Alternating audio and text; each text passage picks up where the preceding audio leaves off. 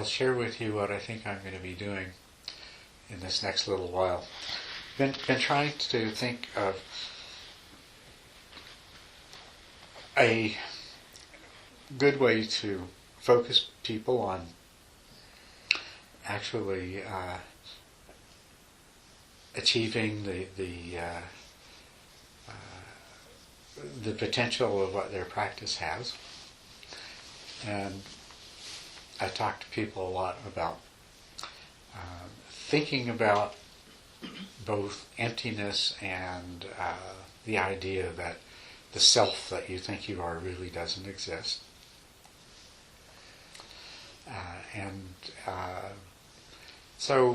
But it occurs to me that that these are both in a sort of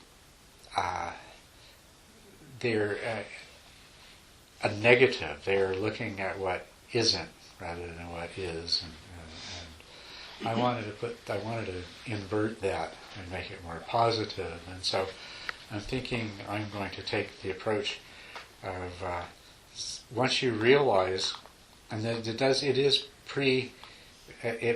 presuppose this, that once you realize that the world that you think you live in is a fabrication of your mind and therefore empty, and once you realize that the self that you think you are, or the soul that you feel like you have, is another fiction of the mind, then the positive side of that is to engage in the process of soul creation. In other words, to create the best facsimile of the ideal soul that you could be. And so... Well, could you say more about that? Yeah. Well, if we look at those characteristics and functions that we naturally tend to attribute to a self or a soul, the characteristics we think that we have one soul, not many souls, each of us, and there's a sense of permanence or continuity, that we're the same self or soul that we always have been, and will continue to be the same self or soul until we die. And very significantly is there's this inescapable feeling, sense, and even rational analysis of separateness, that this self that I am is somehow independent of and separate from everything else. Okay, so these are the characteristics that all human beings assume about their self-nature, and those are the same characteristics that are given the label soul in various other spiritual contexts or in poetic contexts. And so there's those three characteristics, and then there's two functions that we always attribute to the self, and by extension to a soul. And that is that the self is who has experiences. The self is the experiencer. And the other is that the self is the doer and the intender. And of course, if you're the doer and you're also somehow separate from everything else, then you have this burden of free will and responsibility. So this is how we normally, instinctively, naturally think of the soul. And through correct thinking and analysis and just paying careful attention through insight, we do recognize that each of these characteristics, that one, in fact, our body is obviously an aggregate, our being is a combination of body and mind. We recognize the body is not one thing, the body is many, the mind is not one thing, the mind is many different processes occurring simultaneously and often in conflict with each other. And we can't find any self or soul outside of the body and mind. So we've lost that unity that we naturally tend to assume belongs to a self or a soul. And then there is the sense of permanence that that we've always been the same person. But of course we can look and see that we're not. We haven't always been the same person. We won't always be the same person. And not only that, there's different personalities that come up in different situations, so that we're not even the same person all the time on any given day. So that sense of there being one permanent, stable entity. And of course we do recognize that there is causality there, that what we are today is the result of what we have been in the past. And as they say, the child is the father to the man. And that principle does apply. But in terms of a sort of permanent self or soul, we see that the self is entirely conditioned, transitory, and as is stated many times in the sutras, that which arises due to causes and conditions is bound to pass away. And significantly, this is repeated in the sutras as this is described as a reaction of men who had spent their lives as spiritual seekers trying to discover the true self. When confronted with the Buddhist teaching, and when the Dharma eye opened and they realized the truth, this is the words they said, is, anything that arises due to causes and conditions is subject to passing away. And so, we recognize that continuity is not there. And the separateness, we also realize that not only is our separate, when we begin to carefully examine, realize that the separateness is really arbitrary, that how we define and distinguish ourselves from everything else is not some sort of absolute, but it's rather an arbitrary distinction imposed by the mind.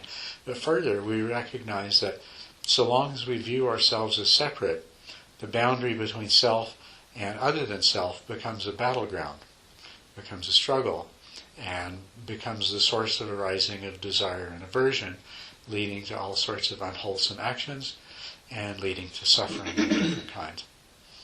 And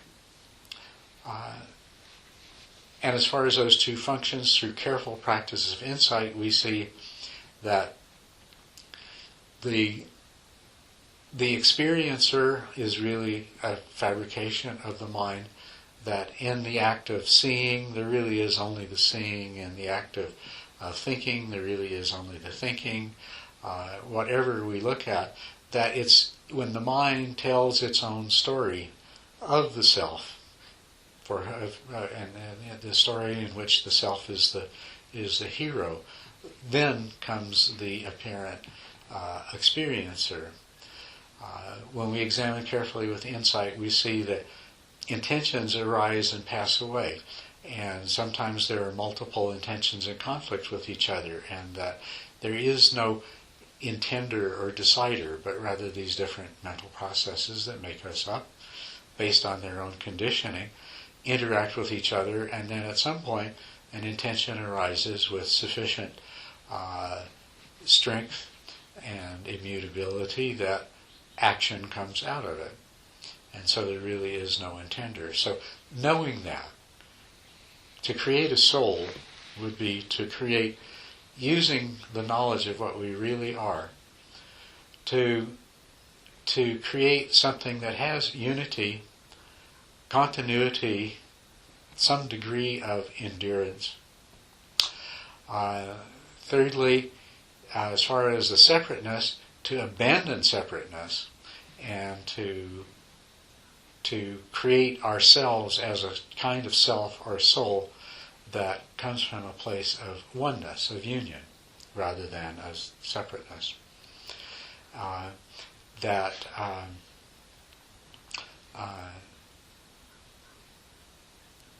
And in terms of these functions, they take care of themselves. But if we succeed in creating a soul-like self in terms of these characteristics, then there will be a distinctly different quality to the story the mind tells of the experiencer and the doer or intender.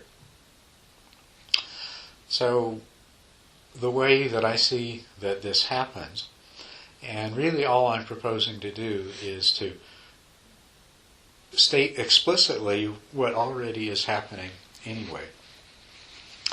That in the process of meditation and in the process of trying to practice the 6 perfections, we take all of these different mental processes that our mind is an aggregate of, each of which has its own agenda and purpose, and each of which is conditioned by various past experiences, each of which functions on the basis of the belief that it is serving a self, and therefore is conditioned by that ignorance and also by desire and aversion. Now, we are this whole collection of mental processes. So if we can change that conditioning, and if we can change that view, so that all of these different processes are aligned towards the same goal and are conditioned by the same positive motivations, then instead of having a mind consisting of many parts, we'll achieve a kind of internal integration, a kind of personal integrity. Is that what unification of the mind refers to? That's what unification of the mind refers to. Unification of the mind that happens in meditation is where, through the training, all these different mental processes stop struggling with each other and all get on board for the same project, at least for the next hour, or however it happens to be that you're sitting there. So that instead of having one part of your mind wanting to get up and go to the store, and another part of your mind wanting to watch TV, and another part of your mind wanting to have a nap, and another part of your mind wanting to have a sexual fantasy, and you're sitting there, trying to herd all these cats to go in the same direction, and they don't want to, the mind becomes unified. And when every part of your mind is unified to the goal and process of sitting in meditation, then it becomes effortless. But likewise, can you imagine living your life where all of these different parts of your mind have the same goal and purpose, and are coming from the same kind of motivation, and where the motivation, rather than arising out of desire and aversion and the ignorant view of self and the reality of external things, instead the motivation arises out of loving kindness, compassion, generosity, so that all of these different parts of your mind, what runs their motor is loving kindness, compassion, and generosity. And if the self that each of these mental processes believes that it is serving, the end and the goal it's serving, is not the well-being of this separate, isolated entity, but rather the well-being of the all, the one, the recognition that that rather than acting for the benefit of the ego self at the expense of others, that the others too are all the same self, and therefore the goal of the function of the different parts of your mind is for the good, not just of this body and this mind, but of the larger self that includes everything and everyone else. If you cultivate that view, and if you train yourself appropriately, and if you overcome the defilements, the past conditioning that you have that causes you to behave in certain ways, and the wrong views that you hold to support those behaviors, then the different parts of your mind become unified. They coalesce. And you have something that is far closer to the single self or soul that you had always wishfully thought that you were anyway. In terms of continuity and permanence, as a unified whole, although this self and soul that you are will continue to change and evolve over time, it won't be splintered, and the changes will progress in a coherent way. You won't find that what you did in the past is creating harm for you in the present. What you're doing in the present is harming you in the future. But rather, there is the kind of cohesive continuity that you had always presupposed and wished for, but in fact when you look at your life it hasn't been there. You've always been throwing obstacles in your own path, and that ceases to be there. And then in terms of the sense of the self as separate, if we can overcome that, then instead of our life being a battleground on the boundary between self and other, and that's no longer necessary. And most of the causes of unwholesome actions and suffering have disappeared. And so what we would experience is a unified sense of self, a sense of the self that is unified with however you want to think of it, the all, the divine, the Buddha nature, the true nature of reality, the source of everything that is, the universe in its wholeness, whatever, all the different spiritual traditions of the world have different ways of describing that, but they're all talking about the same thing. The higher self, the true self. It's coming to that place of no longer assuming the separateness and this ego self that gives rise to all of our problems. So that's where we try to go with that. Yes? What about practical means of bringing, when you have these kinds of realizations or these experiences in meditation, bringing them into daily life? It seems like the rocky part is implementing these kind of things with your eyes open. Where it's most difficult is where the insight and the understanding isn't yet completely mature. But it's important to work on those rocky things, because part of the maturation of the insight is extending it beyond an experience of deep understanding to the same experience in the world and in the rest of your life. So on the one hand, anything that you do, even if you only just kept returning to that same insight in a meditative state, it will help to mature it and help to, and it becomes more and more natural that it will make the transition into your daily life. But to actively work on that, when we go out into, when we have an insight and we go out into the world, when we get up, what takes over is our rational, logical thinking mind, which has created all this construct. And of course, all of the unconscious information and ideas and thought processes that support the way we consciously think things are. And on the other hand is all of our feelings and emotions by which we react to things, and that has its corresponding unconscious part, which is that unconscious sense of of us as a separate self, as an ego, right? So this is the problem. We have this understanding, and we get up and we turn the motor on to these powerful engines of the rational idea of what the world is and who we are, and the emotional idea of what the relationship is between, the reality of ourself and the relationship between ourself and the world.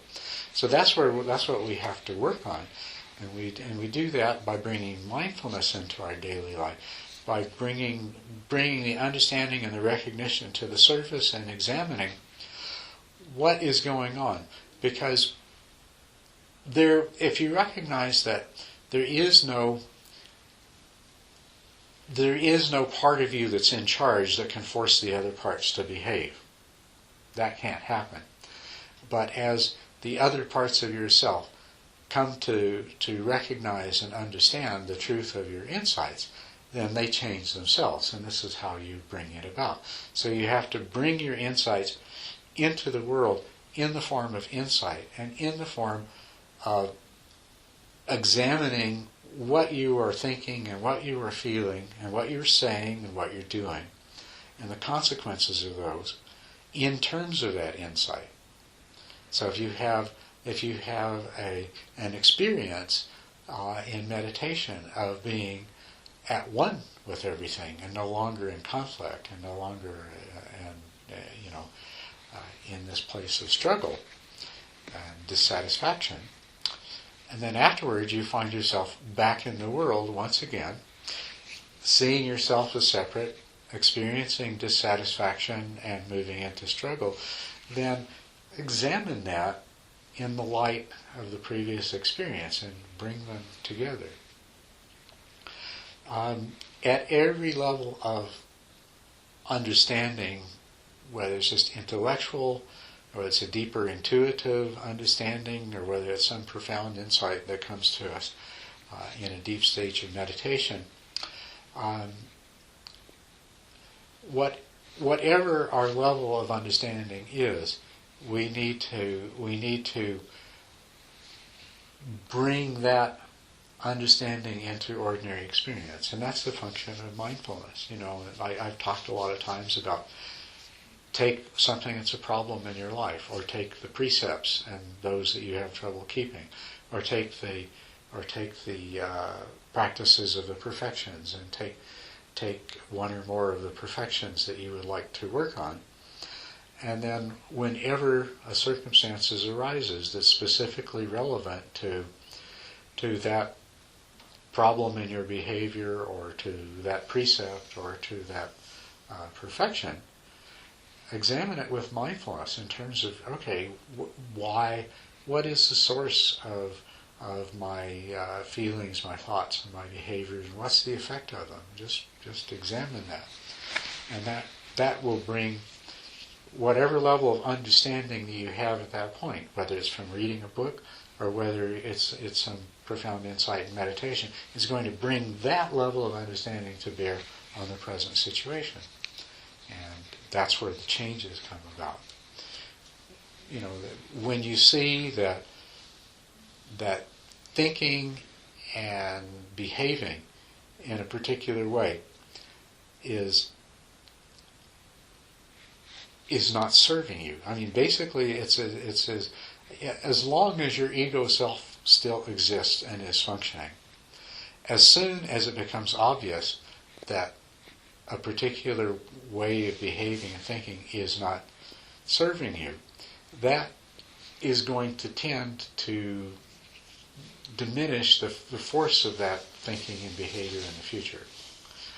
Now, very often there will be something else, like, I know that smoking cigarettes is bad for me, but on the other hand, it feels so good when I do it and so bad when I don't. It's really, you have two different things. And this is the truth. We have these different parts of ourselves, and whichever part or parts is strongest or can garner the most votes from the other parts of yourself is going to win. But the only way that you can change that is by bringing to bear the insight, the light of understanding. So these different parts of you change. People do quit smoking. Some event will happen which will bring it home, and that's what they'll say, that such and such happened, and I just really brought it home how important it was that I really have to quit smoking, and so then they do. But up to that point, they were not able to.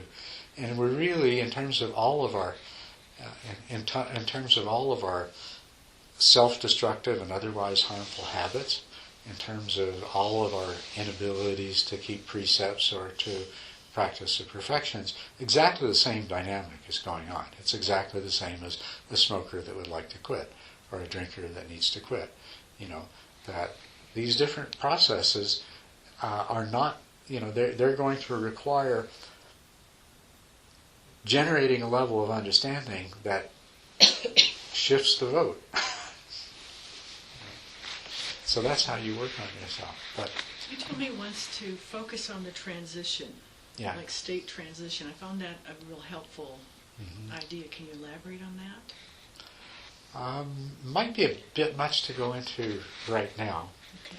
Okay, but yeah. Because Bruce and It's very tempting to Bruce go is in. leaving it. Yeah, Bruce has to leave at 11. We're already. No. That was an intention, Oh, it's an intention. not a plan. Oh, okay. I'll leave when it's convenient for everyone. Okay. And So, the whole yeah. thing. Well, I really, that's a good question. What I'd really like to do is go back to just what you think of putting this in these positive terms. So what we're doing is we're working on ourself. We're, through using the 6 perfections as a tool that, instead of talking about it and thinking about it exclusively in terms of there isn't really a self, everything is really empty, and all these sorts of negations, that we talk about it in terms of the positive. Let's make ourselves into whole, coherent, psychophysical entities that are functioning in a way that is beneficial to us and to others. And with the recognition that to do that, what happens is the attachment to ego and to the personal self has to fall away. But it will fall away by itself through this recognition and through this understanding. And the result will be that we will enjoy an experience of unification, of unity, of a kind of selfhood that, while it still may not be the truth in an absolute sense or an ultimate sense, is a much better projection than the ones that we're operating with at the moment. There is also one other thing about this. I'll see if I can just bring this to your attention briefly. And all these things I'm saying, this is what I'm going to be talking about on Thursday nights. So this is just kind of a warm-up and a practice for Thursday nights. But people often bring up the issue of reincarnation or rebirth and what happens to myself after I die. And part of the notion of a self or a soul that we carry around with us is the desperate hope that that is going to persist and continue with the dissolution of the body. And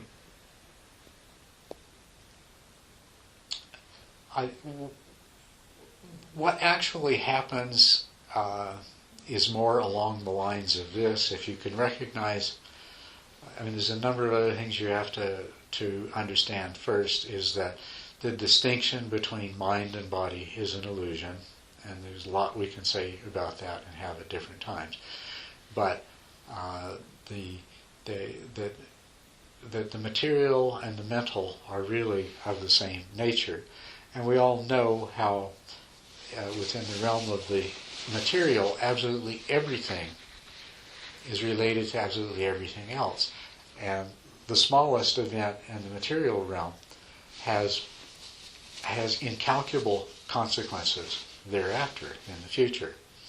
And as they say in chaos theory, when a butterfly flaps its wings in Hong Kong, the result will be a thunderstorm in London, right? And so on the level of material reality, we understand that interconnectedness. At the level of our mental reality, we feel that each of us is isolated, locked up in our own experiential selfhood, and it's hard to see that any thought that you have or any intention you have has ramifications in the future. It may be hard to see, but if you can accept that the mental and the physical are the same stuff, so that therefore whatever we see happening in the physical realm must also be reflected in the mental, then you can see that just as the butterfly flapping its wings has huge consequences that can't be foreseen, every thought and every intention that arises in your mind is not isolated and enclosed in a mind stream that is cut off when you die, but rather it likewise reverberates in the mental aspect of the stuff that is suchness. So now, for an ordinary version of a human being, when the body and mind dissolve, the karmic propensities that were formed by a lifetime tendency to hide in the shadows and snatch up the morsels dropped by others might be reborn as a cockroach, right? Whereas all of the other tendencies that make you up, or any one of us up as a person, may arise in different combinations in different kinds of ways, but the consequences unfold from what has been created in the course of your life. And it should be obvious to say that you are reborn as a cockroach. There's no way that the self that you believe you are could actually be the self that is experienced by a cockroach. But you can see that the tendencies, the karmic tendencies that collectively make you up, can reflect all kinds of different existences. Now, to the degree that your mind, that your psyche is disunified, different parts going in different directions, you can see that the consequences after the dissolution of your body and mind, these are going to tend to go in different directions. To the degree to which the mental processes that make up your psyche are integrated and unified and functioning as a whole, are going to tend to stay together. So that if you create a positive, wholesome, virtuous soul for yourself, a happy being living in a place of unity, when the body and the mind dissolve, the self that you by then know that you really weren't anyway doesn't continue, can't continue. But those karmic propensities will will manifest in another, or maybe even many other beings in a positive way. So that if you carry out this act of soul creation in your lifetime, that some other child may be born somewhere who basically, the way you inherit your parents' genes, inherit your karmic propensities, so that that child can quickly and easily overcome a lot of the defilements that you struggled for so long to overcome. And therefore, in that new being, in that lifetime, with the karma that you have passed along, has the opportunity to go even farther than you did. And as I say, it may stay together as one, or two, or three. Wasn't there some mention in that film we watched last night of a girl reborn in 13 or 14 beings at the same time? I mean, there's nothing to cause. There's nothing to cause all of our karmic propensities to stay together as a unified whole. And if the soul you create is a big enough soul, it might actually pop up in a dozen places at once. So, and of course, if your true self is the oneness that you experience of everything, then that's what's going to be, that's going to be much closer to the rebirth and reincarnation that you might have wished for in a more ignorant state of mind. So that's what I mean by soul creation. Not only do we create something in our own life that is more soul-like, but we create something that is really worth passing along and being inherited by future sentient beings of different forms.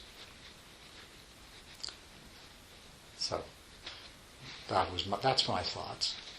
Are your thoughts?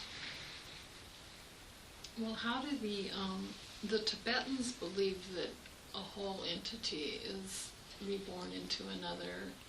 Isn't that correct? The average Tibetan believes that. I don't believe any of the lamas believe that. They know better, or they should know better. Right? But they recognize that any great being, that those karmic propensities are going to be passed into the future. Also, in the case of Tulkus, what they do through the use of the oracles and other things, horoscopes and all that, is try to locate another being that has the right karmic, has inherited appropriate karmic predispositions, so that with the right training, that they can fulfill the role within society, within the monastery of the person that no longer exists because they've died. So this is a skillful application of understanding what really happens, a better understanding of what really happens in the transitions. So the average Tibetan would say, yes, the 16th Karmapa is reincarnated as the 17th Karmapa, and it's the same person. But the 17th Karmapa knows that there is no sense at all in which they are the person that was the 16th. But they will know, if they do, to some degree, possess the appropriate inclinations, and if the training they received has brought those to the fore, so that they can fulfill the role of being the next Karmapa in the world, or the next Dalai Lama in the world. Well, that's very hopeful. I mean, for all of us then, isn't it? Yes. And what I have described is something that is really arriving at the place of being the stream enterer and working on the progression towards that. The sense of being, the sense of having a higher self, of being one with everything, is not the end of the road. There is still arhatship or full Buddhahood beyond that. But I figured let's focus on what's attainable and the tools that are available for getting there. So, yeah. So other feedback in terms of this is a game plan for the collection of people that are working together right now? I think it's a great idea. And the focus on the positive also includes some of the earlier fruits like joy, equanimity, happiness. Yeah. And that's been a little underemphasized in some of what I've heard and read. Yeah. And that's the feeling that I have, that, that too much emphasis on the negation and not enough on the positive side of where we're going makes it more difficult to understand, for one thing, because we're negating what seems absolutely, totally obvious and inescapably true. So it's already inherently hard to understand. And so if you don't have a clear idea of where you're going to get to by negating it, it just becomes that much harder. So let's focus on what you can get to by the process of understanding that your old ways of looking at things have been flawed, have been illusions. It seems to me like it's the way to make it a lot easier to see through those illusions and to let go of those things. Do you have any comments, Judy? Yeah, I think it's really, really good. I mean, I just like to stay on the road, actually. But I've been reading Jack Kornfield, and he was saying how you would claim, and some people have to claim and heal and themselves before they can deconstruct themselves. Right. So it's not the same type of thing. What you're saying, you're just using positive and negative. Yeah. I'm saying exactly the same thing that Jack Kornfield is saying. Although I think he is focused on an awful lot of the people that come to the Dharma, anywhere in the world, but especially in North America, are people who are badly damaged and need a lot of healing. So they need a lot of healing before they can. Yeah. Right. But the truth is, and this is really what the Buddha said, because the Buddha wasn't making any distinction between the people that come to the Dharma with a lot of psychological problems and the people that come to the Dharma from a fantastic background. He said that all human beings, living the way they do and seeing things the way they do, are suffering from the same ailment. And so Jack's talking about the people that have slightly worse versions of the same disease, right? But we've all got the same problem. I mean, for some of us, they may be paralyzing, and for others, they may hardly bother us at all. But we're still all afflicted with the same disease, and that's what this is all about. It's about healing ourselves, and it's about getting to that place of not just relative health, but of greater health at a genuine spiritual level. So you can go back and read the same things in Jack Kornfield and see he's talking about the same thing, the same process, and it is, getting well is really, I think it is our healing is an expression of the same kind of thought paradigm that I'm raising here. Instead of just learning that there is no self and that everything is empty and that no matter what you do you're going to suffer, let's think about what's going to happen. That's like dwelling on all the problems and the signs and symptoms. Let's dwell on what it's going to be like once you get over those. Yes, Bruce. I can share that some of the research I've been doing, it's emerged that the Theravadan approach, which of course Jack and Susan and Goldstein represent in America, the general nature of the solitary realizer, the Arhat, one that attracts more people that are damaged than other Mahayana approaches, and that it just tends to attract more damaged people because of that orientation they have to their own problems, and that the Arhat single soul realizer potential of that approach. But that doesn't mean there isn't hope. Oh, there's hope everywhere. No. And really It's just the difference of approaches. But really what's the same in Theravada and Mahayana exactly is that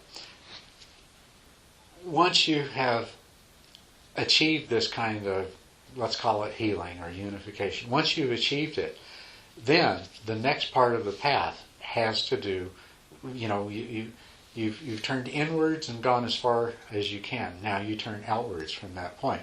And that's the beginning of the Bodhisattva path of the Mahayana. But it's also the same in the Theravada, it's the same in the Christian, it's the same in any path. That first you have to heal yourself. Physician, heal thyself, right? Mm-hmm. First you have to heal yourself.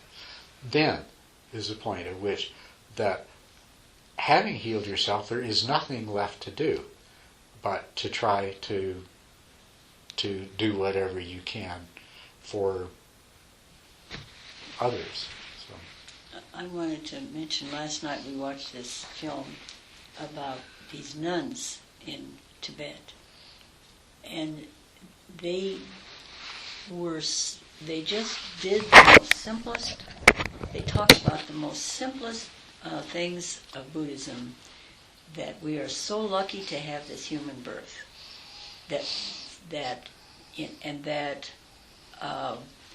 we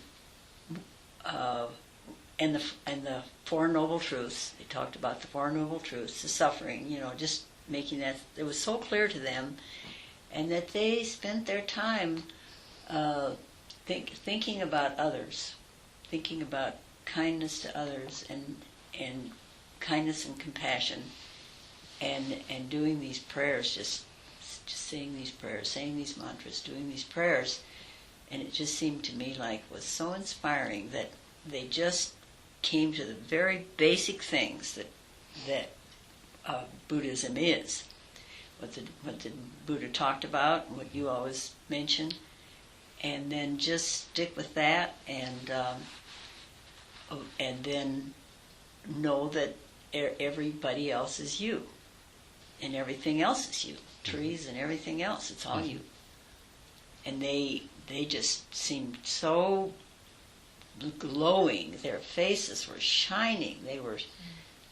They were so happy to be there, just being able to pray for everybody in the world, you know, just from coming out.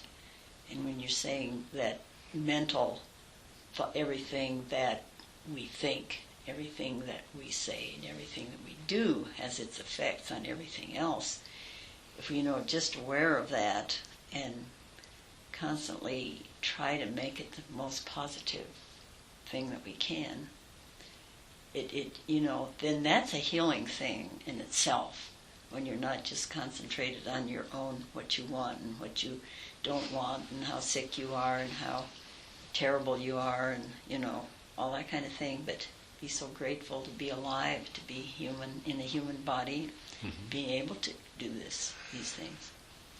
This is a great quote I heard yesterday. It was, "You're a human being alive. Lower your standards."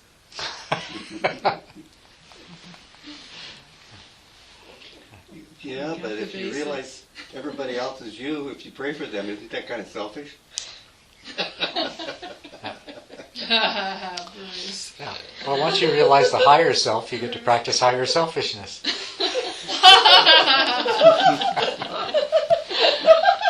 Higher selfishness. That's good.